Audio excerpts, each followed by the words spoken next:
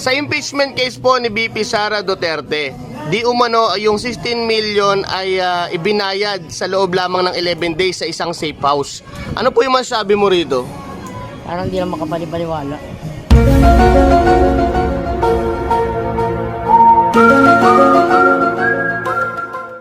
Pwede po ba magtanong? Pwede naman. Opo, kung ikaw po ay bibigyan ng 16 million sa loob lamang ng 11 days, paano mo po ito uubusin?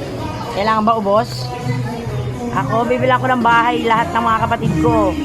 Ng sasakyan, ng negosyo, lahat, pati magulang ko. Pati mga kamag-anak. Tapos tutulong tayo sa mga may sakit. Lalo mga bata at matatanda. Sa impeachment case po ni VP Sara Duterte, di umano yung 16 million ay ibinayad sa loob lamang ng 11 days sa isang safe house. Ano po yung masasabi mo rito?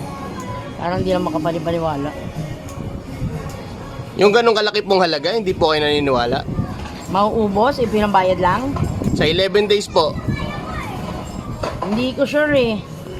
Hindi ako sigurado pero maibabayad ba yon? Parang sa inyo ba questionable yung presyo na gano'n? Sa akin medyo.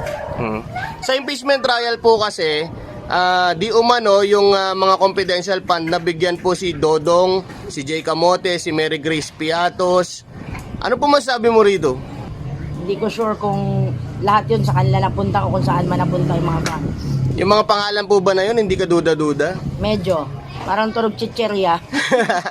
So, ito po sa Senado kasi sa kanila na lang po inaantay kung kailan uumpisahan yung impeachment trial ni Vice President Sara Duterte. Ano po ang pwede niyong sabihin sa Senado? Ako, sana maidaan sa maayos tsaka sa legal para kung may impeach o wala, maayos na proseso.